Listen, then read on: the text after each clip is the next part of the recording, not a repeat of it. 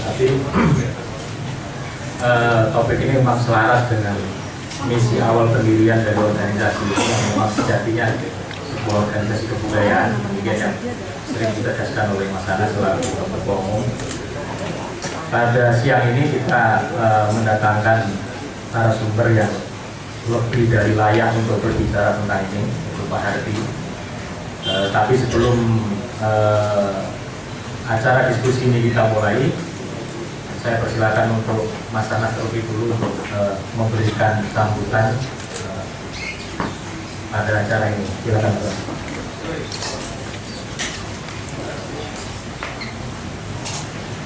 Assalamualaikum warahmatullahi wabarakatuh. Bismillahirrahmanirrahim. Pertama, terima kasih untuk Mas Hardi.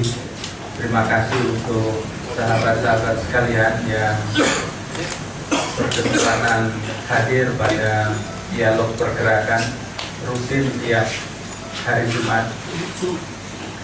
Hari ini kita punya tamu istimewa, pelukis, pemikir, budayawan. Ngomong apa saja bisa. Tapi hari ini Mas Hardi akan bicara tentang satu tema yang jalan. Meskipun tema ini mungkin tidak begitu seksi di mata TV misalnya, atau di mata media yang ideologinya rating.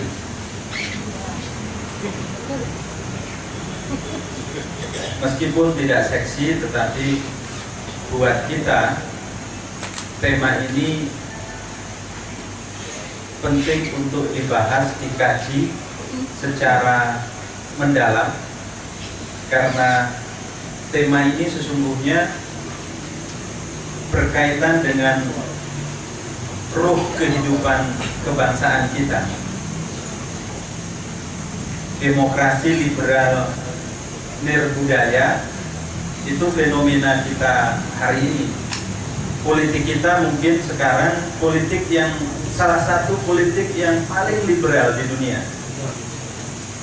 Tetapi politik yang liberal itu belum bertemu dengan budaya demokrasi yang maju.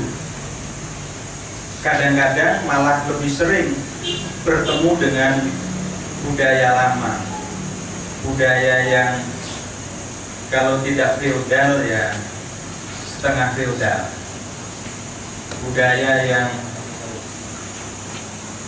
tidak mencerminkan penghargaan pada kemampuan dan prestasi, sesuatu yang dimuliakan dalam tradisi demokrasi liberal.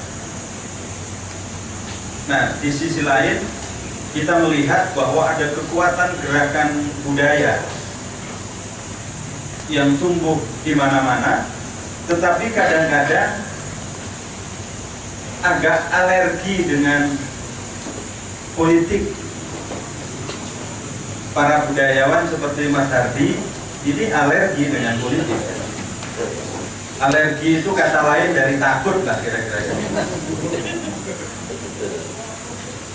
Nah, padahal mengawinkan ini sesuatu yang sangat berguna.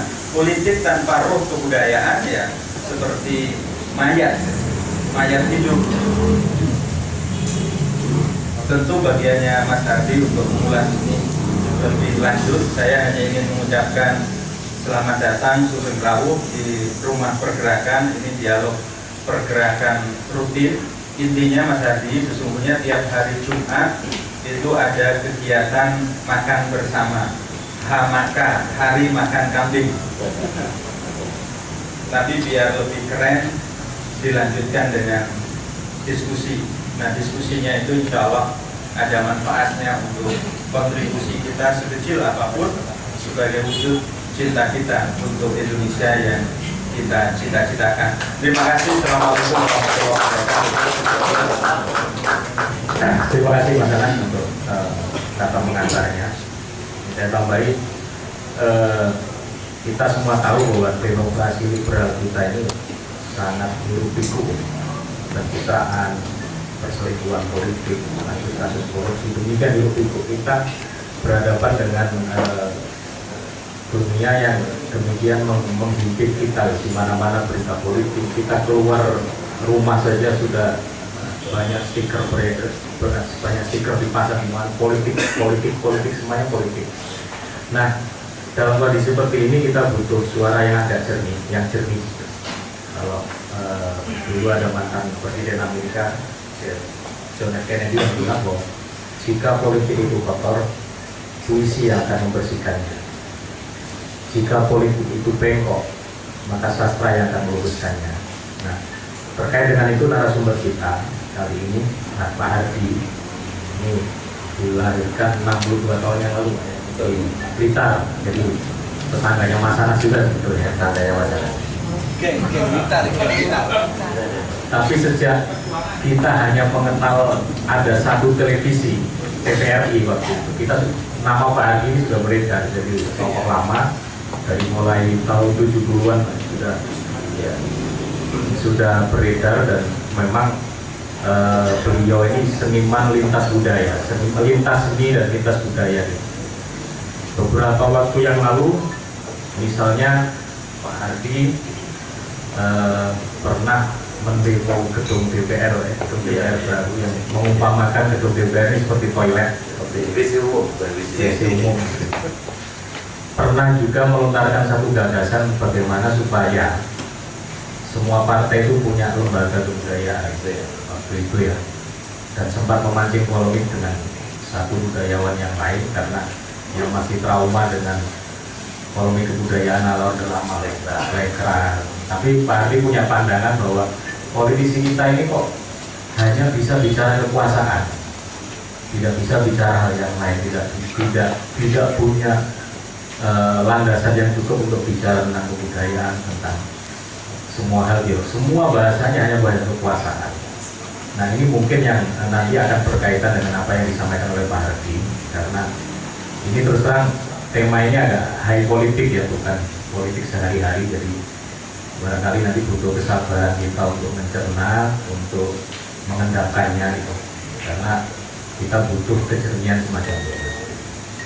Nah, kembali lagi saya sipir lagi satu hal, tetap dari John F. Kennedy, bahwa John F. Kennedy itu bilang pada suatu saat bahwa seandainya lebih banyak politisi itu tahu puisi dan lebih banyak penyair tahu politik, mungkin dunia kita ini yang kita huni ini bisa sedikit lebih baik. Nah, cuman ini bagi presiden kita itu juga pinter bikin lagu. Saya nggak tahu berapa banyak dari kita yang dipaksa mendengarkan lagu-lagu beliau. Nah, apakah dunia juga akan lebih baik karena lagu-lagu ini ya? Nah, mungkin Pak Hardi bisa memberikan kerangka sebetulnya hubungan politik dengan kebudayaan ini harusnya seperti apa. Mungkin itu tadi pengantar dari saya. Dan karena ini formatnya semacam kuliah budaya, Pak Hardi, kita beri kesempatan untuk, saya nggak batasi waktu, silahkan Pak Hardi lepaskan semuanya, ide-ide, gagasan, sampai sendiri lah, silakan. Nanti.